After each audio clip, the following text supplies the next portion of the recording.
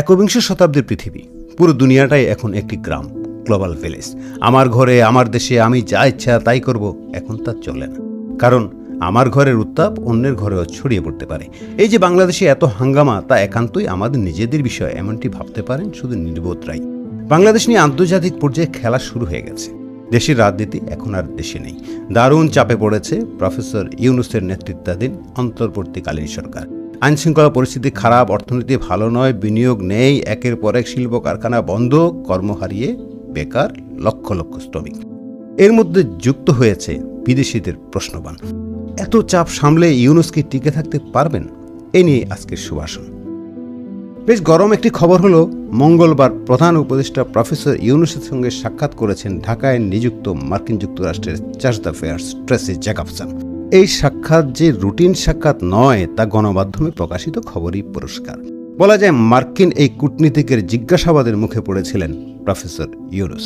Jacobson প্রশ্ন করেছেন বাংলাদেশের মানবাধিকার, একটি দলের নেতাদের সম্পদ ও বিভিন্ন স্থাপনার উপর হামলা এবং আগামী নির্বাচন প্রসঙ্গে।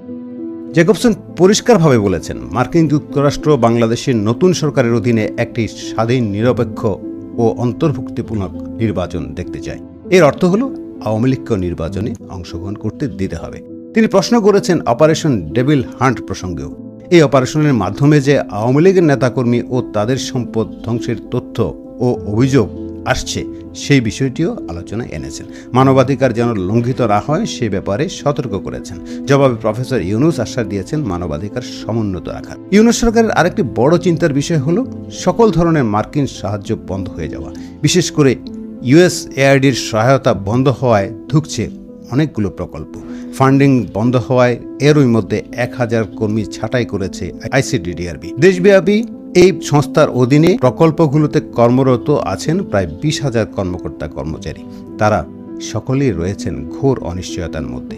অন্তর্বর্তীকালীন সরকারের সংস্কার এজেন্ডা, রোহিঙ্গা সংকট এবং অভিবাসন পরিস্থিতি নিয়েও আলোচনা করেছেন জ্যাকবসন। প্রফেসর ইউনূস পড়েছেন একের পর এক প্রশ্নের মুখে। বিশেষ করে তিনি খুবই চিন্তিত মার্কিন আর্থিক সহায়তা বন্ধ হওয়ায়। অনুরোধ করেছেন সব বন্ধ হলেও USAIDর সহযোগিতাগুলো চালু রাখার। কিন্তু এই আবদার রক্ষা করা সম্ভব নয় জ্যাকবসনের পক্ষে, কারণ এটি কেন্দ্রীয় সরকারের সিদ্ধান্ত। সবচেয়ে বেশি সংকট রোহিঙ্গা নিয়ে। প্রায় 12 লাখ রোহিঙ্গা প্রতিপালনের অর্থ আসবে কোন উৎস থেকে? বর্তমান সময়ে সবচেয়ে আলোচিত বিষয় অপারেশন ডেভিল হান্ট। এই অপারেশনের নামকরণ নিয়েও দেশি বিদেশি প্রশ্ন উঠেছে। কারণ ডেভিল শব্দটি ধর্মগ্রন্থের একটি চরিত্র, এর বিপরীত চরিত্রটি হলো অ্যাঞ্জেল। এখানে ডেভিল কারা? যাদের ধরা হচ্ছে তারা যদি ডেভিল হয়, তাহলে সরকারের লোকেরা কি অ্যাঞ্জেল বা দেবদূত? কাউকে ডেভিল সনদ দেওয়ার অধিকার কি কেউ রাখেন? তাছাড়া এই অপারেশন শুরুর প্রেক্ষাপট নিয়েও রয়েছে ব্যাপক সমালোচনা। গাজীপুরে আওয়ামী লীগ নেতা আকাম মোজাম্মেল হকের বাড়িতে ভাঙচুর ও লুটপাট চালাতে গিয়েছিল একটি দল। স্থানীয় জনসাধারণ তাদের কঠোরভাবে প্রতিহত করে। এতে মারাত্মকভাবে আহত হয়েছে অন্তত 20 জন। শান্তিপূর্ণ লুটপাটে বর্বরচিত কায়দায় হামলায় বাধা দেওয়ার প্রতিবাদে মিছিল করল বৈষম্য বিরোধী ছাত্র আন্দোলন। পরদিন থেকেই শুরু হয়ে গেল অপারেশন ডেভিল হান্ট। স্বরাষ্ট্র মন্ত্রণালয় থেকে যে বিজ্ঞপ্তি জারি করা হলো, তার ভাষা ছিল গাজীপুর সহ সারা দেশে অপারেশন ডেভিল হান্ট। এমন ঘোষণাতেই পরিষ্কার যে মব সৃষ্টিকারীদের যারা বাধা দেবে তাদের বিরুদ্ধেই চলছে এ অভিযান। আবারও আসে ইউনূসের সঙ্গে জ্যাকবসনের সাক্ষাৎ দিয়ে। মার্কিন এই কূটনীতিক মূলত একজন crisis manager. Charge the affairs হিসাবে তাকে ঢাকায় পাঠানো হয়েছে বিশেষ মিশন দিয়ে।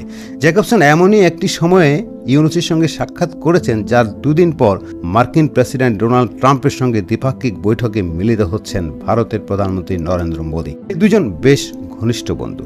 তাদের বৈঠকে বাংলাদেশ নিয়ে আলোচনা হবে, সে ইঙ্গিত আগেই দিয়েছেন ভারতের বিদেশ সচিব বিক্রম মিশ্রি। খুব সহজেই ধারণা করা যায় বৈঠকের আগে বাংলাদেশ পরিস্থিতি এবং বাংলাদেশের অন্তর্বর্তীকালীন সরকারের মনোভাব জানতেই জ্যাকবসন সাক্ষাৎ করেছেন ইউনূসের সঙ্গে। সেই রিপোর্ট তিনি নিশ্চয়ই পাঠিয়ে দিয়েছেন হোয়াইট হাউস বা মার্কিন পররাষ্ট্র দপ্তরে। 13 ফেব্রুয়ারি গুরুত্বপূর্ণ বৈঠক মোদী এবং ট্রাম্পের মধ্যে। দ্বিপাক্ষিক ও আঞ্চলিক নানা বিষয় আসবে ট্রাম্প মোদী আলোচনায়, তবে বিশেষ গুরুত্ব পাবে বাংলাদেশ। কি আছে ইউনূস সরকার এবং বাংলাদেশের জনগণের ভাগ্যে, তা আমরা জানি না। তবে কদিন ধরে লক্ষ্য করছি গরম উপদেষ্টারা সুর নরম করতে শুরু করেছেন। নির্বাচন ঝুলিয়ে রেখে ক্ষমতা দীর্ঘায়িত করার খায়েশ এখনো আছে ইউনূস সরকারে। তবে এত চাপের মুখে তারা থাকতে পারবেন কি? এই সরকার একটি নির্বাচন দিয়ে মানে সম্মানে বিদায় নিতে পারবে কি, নাকি আসছে আরেকটি নতুন তত্ত্বাবধায়ক সরকার? অপরদিকে ভারতকে আওয়ামী লীগকেই বৈধ সরকার মনে করছে এখনো। বাংলাদেশ নিয়ে প্রতিবেশী ভারতের ভাবনা কি, সেটিও পানির মতো পরিষ্কার হয়ে যাবে কিছুদিনের মধ্যে। আমরা অপেক্ষায় থাকলাম। আজ এ পর্যন্তই। সুভাষণ চ্যানেলে আপনারা পাবেন রাজনীতি, অর্থনীতি, আন্তর্জাতিক নানা বিষয় বিশ্লেষণ। সাবস্ক্রাইব করে পাশে থাকুন। ধন্যবাদ।